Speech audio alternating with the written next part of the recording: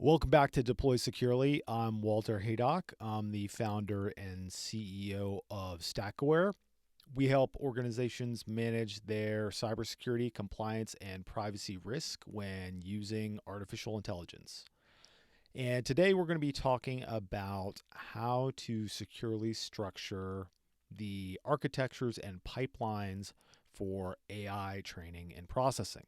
Now, I was talking to a CISO earlier today, and he was in an interesting industry where he was responsible for processing a lot of sensitive data in a multi-tenant architecture. So he had several customers, and they each had their own sets of data that was stored in a set of tables and structured databases, and he had to ensure that there was no leakage between the two different customer data sets. And then his question was, he was looking at how to securely plan out and architect a potential set of AI features. So since this is applicable to many different businesses and I think it's an important question, I wanted to go more in depth on it. So we're going to be doing some whiteboarding in this video, and we're going to be going through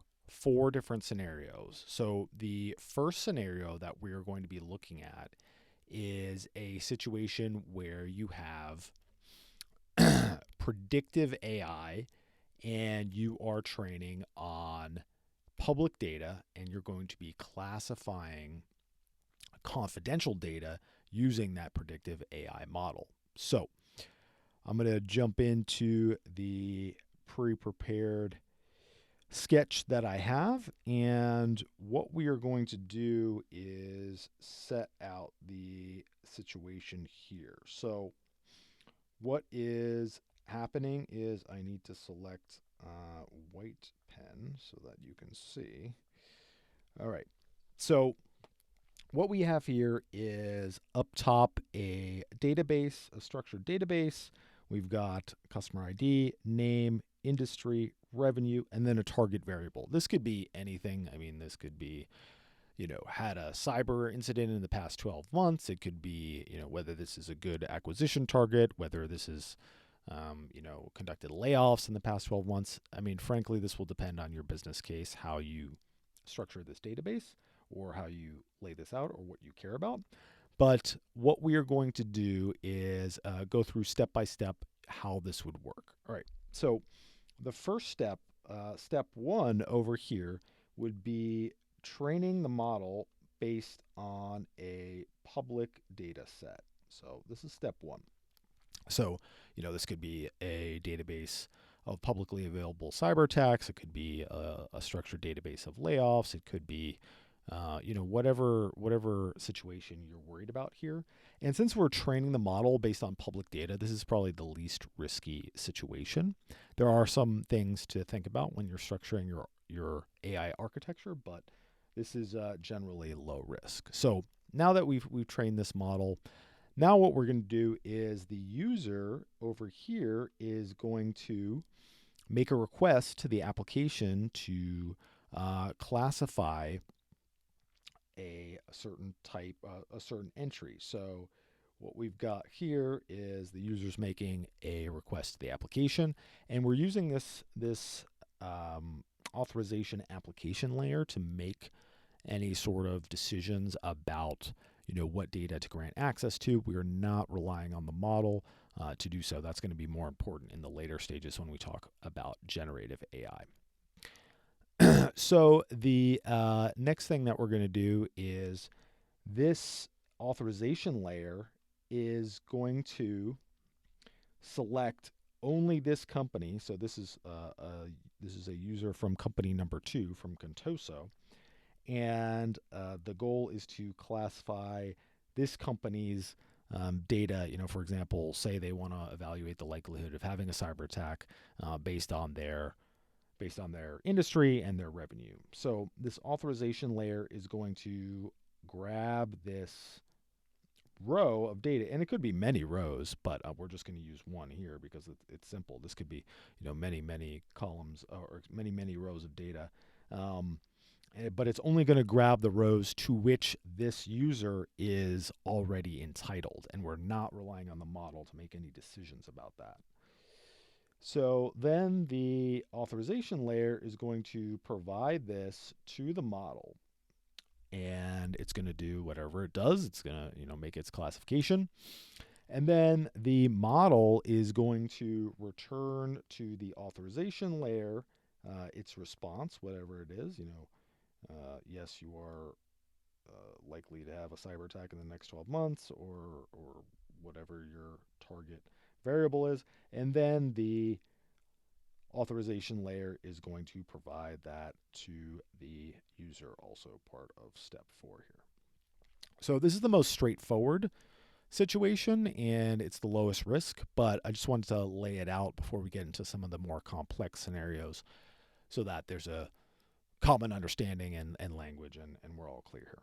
So we're going to move on to the next situation here, which is where we have predictive AI that is training on confidential data. So this gets a little more tricky, and this is something you're going to want to make very clear in terms of your terms and conditions, your contractual agreements. I'm not an attorney, but I did help author an article with an IP attorney about how to structure these types of agreements. So I'll add that in the notes, and then it'll also be available for your review if you want to check that out. I'm not going to get into the details here, but assuming this is all okay with your customer base and everybody knows you're doing this, then the first step is that you're going to want to segregate out the non-identifiable, or the non-identifiable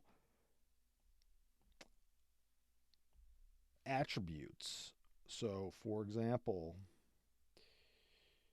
you're going to pull out the industry, the revenue, and whatever your target variable is. And then you're going to train the model using these non-identifiable characteristics. So this is a way to anonymize the data. Obviously, you could potentially, if you had access to this training data only, and you knew that there was a consumer company with $5 million revenue, you might be able to pinpoint it.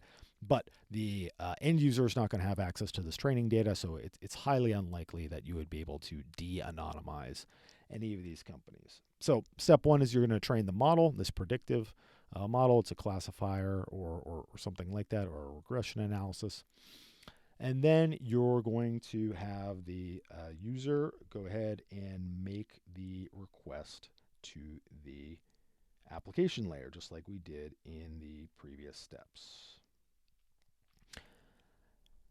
And then what the application layer or authorization layer is going to do is it's going to pull the target data for classification. And that could itself be confidential data, or it could be public data. If it's confidential data, we're going to use the same procedure for pulling it as we did in the previous scenario, where the authorization layer, not the model, is making any decisions about what data to provide. And then once the let me add this arrow here, so the authorization layer is going to provide this data to the model. And then once that is done, the model will return its prediction to the authorization layer. That's step 4. And then also, I'm adding this in also as part of step 4, is the authorization layer will return that response to the user. So this is a little more complex because you're training on confidential data. And again, being very explicit in your terms and conditions, in your outward messaging, being transparent with your customers is important here so that they can fully understand what they're doing, ensure that it's within their risk appetite. Now, if you can provide better results, if you can give them a discount on their subscription, that might make sense for a customer to take that deal. So it's all about trading value and just being clear about who's getting what as part of the deal. That's what's key. Okay, so we're going to move on to the third scenario here, and this is where things get, a little more tricky. That's the wrong one. We're going to do this one. So in this scenario, we have generative AI that's trained on public data, and it's going to be conducting retrieval augmented generation against some confidential data. So in this scenario, what we have here is a kind of same setup that we had previously. And the first step is to train the model using public data. So step one is this. This could be a pre-trained model. Maybe it's GPT-4 or Anthropic or Gemini, what have you. This could be just a straight out of the box. Maybe it's fine-tuned, but we'll assume that it has only been trained on publicly available data, or the model itself is otherwise publicly available. So that's step one. Step two is we are going to prompt the model or prompt the application from the user, and assume this user says, this is a Contoso user here again, and this person is going to ask, what is our annual revenue? So this is a pretty obvious question, and you probably don't need generative AI to answer this, but this is just demonstrating the concept here, so don't get too hung up on it. I'm just trying to keep it super simple for now. So that is step two. Okay, and then this next step is really key. This is important. So this application slash authorization layer is going to pull only the row or rows to which the Contoso user, part of company or customer ID number 2, only those rows to which he is authorized. What we are not going to do, we are not going to pull all the rows from the entire database and then try to have the model answer this question given all the data. You definitely don't want to trust a generative AI model to make those types of decisions about who's authorized to see what. That is definitely a recipe for failure, and as we've seen from previous examples, that is a great way to have exposure of confidential information. All right, so now that we've provided only this row or the rows to which the user is already entitled, the model is going to provide its response back to the authorization layer. That's step 4. And then the authorization layer is going to provide that back to our user over here. And, the response would be something like 17 million. And the user would get that back. And he would have his data and be happy with his AI application. All right, so now we're going to move on to the most complex scenario here. And this is where we have a generative AI model that is trained on confidential data. This is the highest risk situation, and it would require a lot of careful thinking about what you're going to do, how you're going to structure this, what sort of information you're going to make available to the model. But we'll go through this example here and provide some guidelines for how to do this. So we'll start by saying that if you'll notice on the right side of this database, this is a search phrase. This is no longer a categorical value. This is a keyword or phrase that is used to search for this company, and that is proprietary information.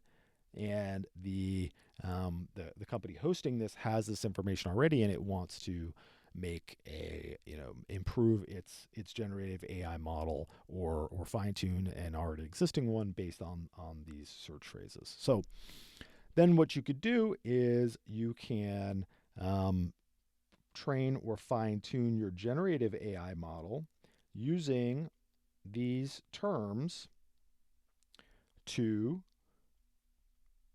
train it, as well as information about the industry and the revenue. Now, in the search phrase, you would want to make sure that you didn't accidentally reveal the company's name. So maybe somebody searched directly for the company. So you would need to have a good data minimization process in place, but we'll assume that the search phrase doesn't directly reveal the name of the company or clearly indicate what it is through some other context. We'll assume these are just generic search terms. Again, you'll need to make sure that this is within your risk appetite and that you're being clear about what you're doing here and how you're minimizing and protecting this information. But assume that we've trained the model on this data. You could use some sort of prompts. You could say, what is a consumer company with $5 million in revenue, or a consumer company with $5 million in revenue. A common search phrase is great products. You would need many, many more prompts than that, but that's just an example of how you could train or fine tune the model. All right, so now what's going to happen is the user is going to prompt the model, or prompt the application layer, like he normally would, and we'll say that he's going to say, what do people search for when researching consumer and tech companies? So pretty simple prompt. And then what the model is going to do is, since this model is already trained on this data, it's baked into the weights. It doesn't need necessarily to access any data for retrieval augmented generation. So it's just going to provide the response for step 3. And I'll just say that, it says great cloud products. And that's kind of a mishmash of search phrases for companies 1 and 2. And again, this is a very simple example, but I'm just trying to illustrate the points here. It could be something much more complex or more appropriate or more insightful than that. And then what's going to happen is the authorization layer is going to return that prompt or that response to the user.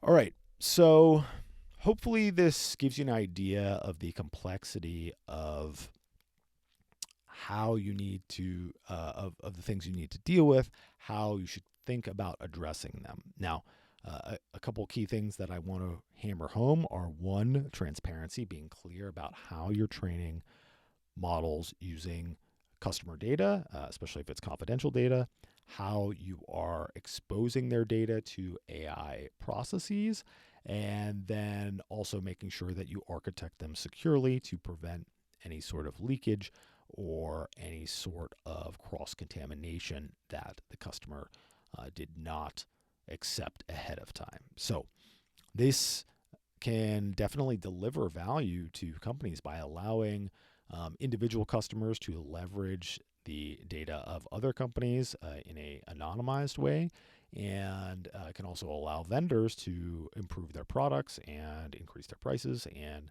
deliver more value and win in the marketplace. The key is balancing the security risks against the business risks and making sure that everyone understands the situation and what is being done with their data. I think if you are straightforward about that, you will get the benefit of the doubt and you will win most of the time. So hopefully this has been helpful. If you found value in this video, please drop a like. And if you have any questions, leave a comment. I'm happy to respond to them.